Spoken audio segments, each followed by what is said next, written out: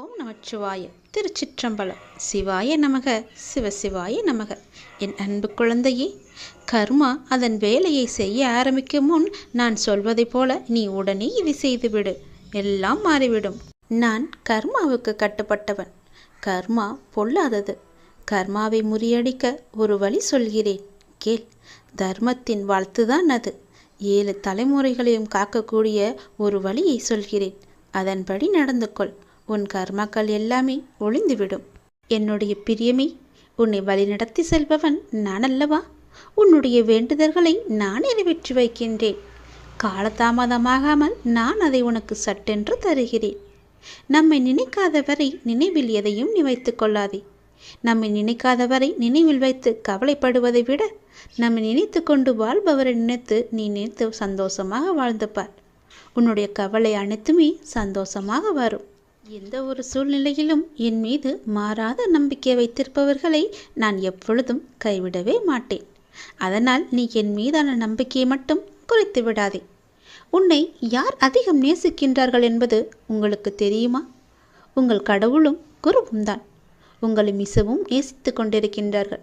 ஆனால் உங்களுக்கு வழியில்லாத வாழ்க்கை இருக்க முடியும் என்று அர்த்தம் கிடையாது. அதனால் உன்னை நேசிப்பதால் கடவுள் உங்களுக்கு வழியிலிருந்து நிவாரணம் மட்டுமே தருவார். அதிலிருந்து ஒரேடியாக விலக்கி வைத்து விட மாட்டார். வழியில்லாத வாழ்க்கை என்று யாருக்குமே கிடையாது. கடவுளாக மனிதன் பிறந்தாலும் சரி, மனிதனாக கடவுள் பிறந்தாலும் சரி, இருவருக்குமே வழி என்பது இருக்கத்தான் செய்யும். தடைகள் பல வந்தாலும் என்னை காண வருவதை மட்டும் நீ நிறுத்தி விடாதே. உனக்கு வந்திருப்பது எவ்வளவு சோதனை என்று கடவுளிடம் சொல்லாதே. உனக்கு துணையாக இருப்பவர் கடவுள் என்று இந்த சோதனையிடமே நீ சொல். அந்த சோதனை தலை தெரித்து ஓடிவிடும். அதனால் எதற்கும் பயப்படாமல் இரு. அந்த இறைவனே கர்மாவுக்கு கட்டுப்பட்டவன். கர்மா என்பது பொல்லாதது. அதை வெல்ல யாராலும் முடியாதது. கர்மாவானது உங்களுக்கு எதிராக வினையாற்றுவது கிடையாது. உங்கள் செயல்களுக்கு எதிர்வினையாற்றுவது தவறுவதும் இல்லை. அதனால் கர்மாவை பற்றி நீ பயப்படவும் கூடாது, பயப்படாமல் இருக்கவும் கூடாது. புரிகிறதா? ஏதோ ஒரு வடிவில் உங்களிடமே சேர்ந்து விடும். அது மிக சிறந்த நிர்வாகிதான் கர்மா. நாம் யாரை அலட்சியம் செய்கின்றோமோ அங்கேதான் நாம் மண்டியிட வேண்டியதும் வருகிறது. நாம் யாருக்கு கேடு செய்ய நினைக்கின்றோமோ அதே கேடு நமக்கே வருகிறது என்பதை புரிந்து கொள். கொஞ்ச நாள் வாழும் வாழ்க்கையில் நன்மையை மட்டுமே நாம் விதைப்போமே. நல்லவர்களாக நாம் வாழ்வோமே. கெட்டவன் தானே தன் அழிவை தேடிக்கொள்கின்றான். அவனோடு உங்களை கொஞ்சம் கூட ஒப்பிட்டு பார்க்க வேண்டாம். பாவ மன்னிப்பு என்ற மத சடங்குகள் எல்லாம் இந்து மதத்தில் இல்லாதது ஏன் தெரியுமா? பாவங்கள் மன்னிக்கப்படுமானால் பாவிகள் தைரியசாலிகளாகிவிடுவார்கள். உணர்ந்தவன் பாக்கியசாலி, கட்டுப்பட்டவன் புத்திசாலி. நீங்கள் பாக்கியசாலியா அல்லது புத்திசாலியா? உங்களுக்கான மதிப்பெண்களை நீங்களே போட்டுக்கொள்ளுங்கள். வாழ்வில் மறப்போம் மன்னிப்போம் என்ற நல் கொள்கையை நீங்கள் பின்பற்றுங்கள். நமது வருமானத்தில் ஒரு மிக சிறிய தொகையினை நம் சமுதாய மக்களுக்கு நம்மால் முடிந்த உதவிகளை செய்து மகிழ்வுடன் வாழ்ந்து வருவோம். தயவு செய்து யாருக்கும் நம்பிக்கை துரோகம் மட்டும் செய்து விடாதீர்கள். கர்மா அதனுடைய வேலையை மறக்காமல் செய்யும். இறைவனின் ஆசீர்வாதத்தை விட பெரியது தர்மத்தின் வாழ்வு. அது நம் வம்சாவளியையும் நல்வழியையும் அழைத்து செல்லும். நல்வழியில் அழைத்து செல்ல நாம் செய்யும் தர்மமே நமக்கு துணையாக இருக்கும். நல்லது செய்வோம், நன்றாக வாழ்வோம். இன்று இருப்போர் நாளை இல்லை. அதனால் எது செய்தாலும் நன்மையாக செய்யுங்கள். அனைவரும் மகிழ்ச்சி அடையும்படியாக செய்யுங்கள். நல்லது செய்தால் நல்வினையே நமக்கு ஏற்படும். கர்மா நம்மை ஒன்றும் செய்யாது. நாம் செய்யும் தர்மமே நம் 7 தலைமுறைக்கும் காக்கும். கர்மாவிடம் எப்போதும் அலட்சியம் செய்யாதே. நன்மையில் முடிய நான் சொல்வதைப் போலவே செய்துவிடு. என் அன்பு குழந்தையே, நீ செய்த நன்மைதான் இப்போது உன்னை தீமையிலிருந்து காப்பாற்றியிருக்கின்றது. ஏதாவது ரூபத்தில் நானே உனக்கு வந்து உதவப் போகின்றேன். உன் தேவைகளை நிறைவேற்றப் போகிறேன். அனைத்தையும் நானே நடத்துகின்றேன் என்று திடமாக நீ நம்பு. எனக்கு நானாகவே செய்கிறேன் என்ற எண்ணத்தை நீ வரவிடாதே. நான் உனக்கு துணையாக இருப்பேன். நீ நடக்கும் பாதையில் முட்கள் இருந்தால் அதை நானே உனக்கு முன்பாகவே சென்று களைத்து விடுகின்றேன்.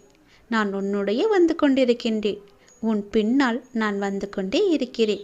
உனக்கு முன்னால் சென்று உன் கால்களை குத்தும் முட்களை நானே எடுத்து விடுகின்றேன். கவலையே படாதே. உனக்கு உதவ ஏதாவது ஒரு ரூபத்தில் உன் அருகில் நான் இருப்பேன். நீ எதற்கும் பயப்படக்கூடாது. உன்னுடைய தேவைகள் எது என்று நீ கருதுகின்றாயோ அதை எல்லாவற்றையுமே நானே நிறைவேற்றி தருகிறேன். நீ செய்ய வேண்டியது எல்லாம் நீ நல்லதையே நினைப்பது மட்டுமே, நல்லதை மட்டுமே செய்ய வேண்டியது. உனக்கு தீமை வந்தாலும் நீ செய்த நன்மை நிச்சயம் உன்னை காப்பாற்றும்.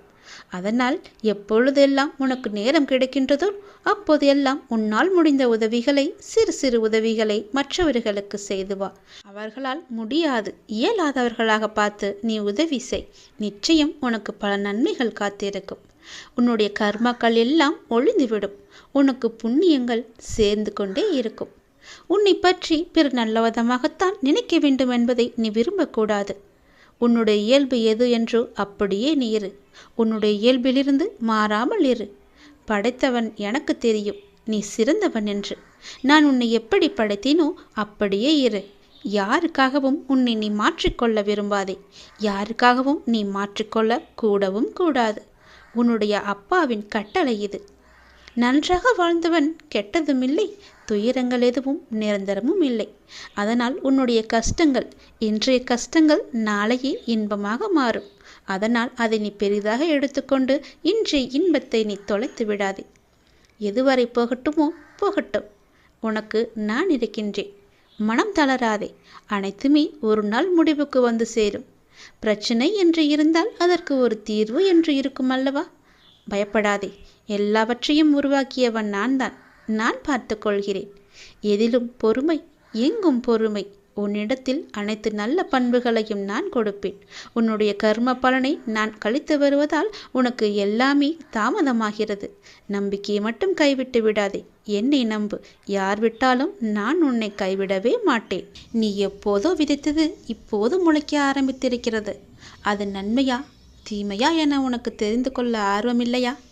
அப்படியென்றால் நான் சொல்வதை நீ முழுமையாக கேள். இன்பங்கள் நிறைந்த வாழ்க்கையை உனக்கு தயார் செய்து வைத்திருக்கின்றேன். சந்தோஷம் நிரம்பி வழியும்.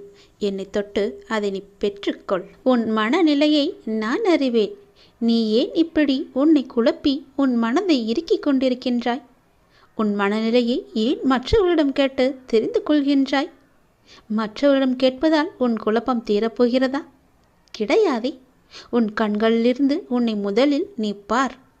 மற்றவர்களிடம் கேட்டால் அவர்கள் கண்ணோட்டத்தில்தான் அதற்கான பதிலை சொல்வார்கள். அது உனக்கு சரியாக இல்லாமல் கூட போகலாம். உனக்கான எல்லாம் உன்னிடத்தில் கேட்டு உன் மனதை நீ முதலில் புரிந்து கொள். அவைகள் எதுவுமே உன்னை எதிர்மறையில் திருப்பாது. ஏனென்றால் உனக்கு நல்லது நடக்கும் ஒரே குணம் அந்த மனம்தான். ஏங்கி நிற்கின்ற உன் மனதை பார்த்தால் என் மனம் துடிக்கின்றது. உனக்கானவையை நீ சுயமாக சிந்தித்துப்பார். அதை பழக்கமாக்கிக்கொள்.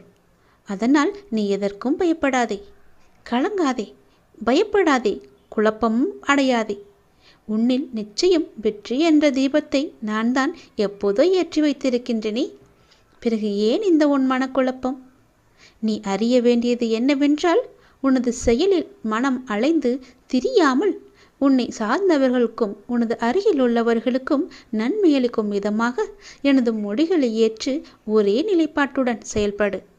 அது அனைவருக்கும் பயனளிப்பதாக இருக்கும். இந்த பிறவியில் மட்டுமல்ல, ஒவ்வொரு பிறவியிலும் என்னில் சார்ந்தடைந்த உங்களை வழிநடத்த என்னுடைய அனுபூதிகள் தோன்றிக்கொண்டே இருக்கும். ஏதாவது ஒரு ரூபத்தில் நான் உனக்கு துணை இருந்து கொண்டே இருப்பேன். எப்போது வேண்டுமானாலும் நீ என்னை கூப்பிடலாம். நான் உனக்கு துணையாகவே இருப்பேன். நீ எதை விதைக்கின்றாயோ அதுவே முளைக்கும். எதை நீ மற்றவர்களுக்கு செய்கின்றாயோ அதுவே திரும்ப வரும். அதனால் உன்னுடைய வம்சாவளியெல்லாம் செழித்து வளர நீ இப்போதிலிருந்து நன்மையை செய்ய பழகிக்கொள். உன்னுடைய கர்மாக்களை எல்லாம் இப்பொழுதே குறைத்துக்கொள். உனக்கு நிச்சயம் அது துணையாக இருக்கும். நீ செய்யும் நன்மையே உன்னை காக்கும். அதனால் எது செய்தாலும் நன்மையாக இருக்கும்படி மட்டும் செய். எப்பொழுதோ நடந்ததை பற்றி நினைத்து கொண்டே இருக்காதே. நடந்ததை நினைத்து நீ வருந்தியது எல்லாம் போதும். இனி நடக்கப் போகும் இன்பத்தை நினைத்து இப்பொழுதே சந்தோஷமாக இருக்க உன்னை பழகிக்கொள். ஏனென்றால் வரும் காலத்தில் நிறைய சந்தோஷங்கள் உனக்காக நான் அளிக்கப் போகின்றேன். நான் உனக்கு அளிக்கப் போகும் இன்பங்களை அனுபவிக்க நீ தயாராக இருக்க வேண்டாமா? வருகின்ற காலம் உனக்கு வசந்த காலமாக மாறப்போகின்றது. அதை நீ சந்தோஷமாகவே அனுபவிக்கப் போகின்றாய். எப்போதும் துன்பத்தையே நினைத்து கொண்டு இருப்பதால் இன்பங்களை நீ அனுபவிக்க மறந்துவிட்டாய். சந்தோஷம் என்பது எப்படி இருக்கும் என்பதையே நீ மறந்துவிட்டாய். இனி அந்த சந்தோஷ வாழ்க்கையில் நான் உள் நுழைய வைக்கப் போகின்றேன். அதற்குள்ளே சென்று பார். எவ்வளவு மன அமைதி இருக்கும் என்று, எவ்வளவு சந்தோஷம் இருக்கும் என்று உனக்கு தெரியும். அங்கு நீ கேட்டது எல்லாமே உனக்கு கிடைக்கும். நீ தருவது என்னுடைய நன்மைக்கு தான் அப்பா என்று நீ எப்போது என்னிடம் வந்து சேர்ந்தாயோ அப்போதே உனக்கான வசந்த காலத்தை நான் ஆரம்பித்து விட்டேன். அதில் நுழைய போகும் நேரமும் வந்துவிட்டது தங்கமே. இனி உன் வாழ்க்கை சந்தோஷமாக மாறப்போகிறது. நீ கேட்டபடியே உன்னுடைய வாழ்க்கையை நான் உனக்கு அளிக்கப் போகின்றேன். இந்த நொடி முதல் நீ தயாராக இருக்க வேண்டும். ஏனென்றால் இன்பத்தை நீ அனுபவிக்க இப்போதே உன்னை தயாராக வைத்துக்கொள்ள நான் ஆசைப்படுகின்றேன். சந்தோஷம் நிரம்பி வழியப் போகின்றது. என்னை தொட்டு என் ஆசையை பெற்று அந்த சந்தோஷத்தை நீ பெற்றுக்கொள்ள தயாராக இரேன் தங்கமே. இறைவனை அடைய என்ன வழி என தோழி ஒருவர் கேட்டிருந்தார். எனக்கு தெரிந்ததை எனது தனிப்பட்ட அனுபவத்தை நான் பகிர்கின்றேன். இது உங்களுக்கு உதவுகின்றதோ அது எனக்கு தெரியவில்லை. இறைவனை தேடுவது என்பது அவரவர் தனிப்பட்ட அனுபவமே. எனக்கு உண்டான அனுபவம் அதே நிலையில் உங்களுக்கும் கிடைக்கும் என உறுதியாக சொல்ல முடியாது. நானும் உங்களைப் போல் இறைவனை தேடுகின்றேன் என பல முயற்சிகளையும் நான் செய்திருக்கின்றேன். அந்த அண்டத்தையே உருவாக்கி காத்து வழிநடத்தும் அந்த இறைவனை எப்படியாவது அடைந்துவிட வேண்டும், கண்குளிர காண வேண்டும் என்ற துடிப்போடு நான் தேட ஆரம்பித்தேன். பல அபூர்வ சக்திகள் பெற்றதாக கூறி கொள்ளும் பலரையும் நான் சந்தித்தேன். எந்த பிரயோஜனமும் இல்லை. எனது நேரமும் பணமும் செலவானதுதான் மிச்சம். ஆனால் எனக்குள்ளே உள்ள அந்த உந்துதல் அதிகரித்து கொண்டேதான் இருந்தது. அதுதான் என் விதி பயனோ என தெரியவில்லை. தேடுவதை மட்டும் நான் கைவிடவும் இல்லை. பிறகுதான் கொஞ்சம் கொஞ்சமாக நான் உணரத் தொடங்கினேன். எனது எதிர்பார்ப்பு தான் எனது தேடலுக்கு தடையாக இருக்கிறது என்று.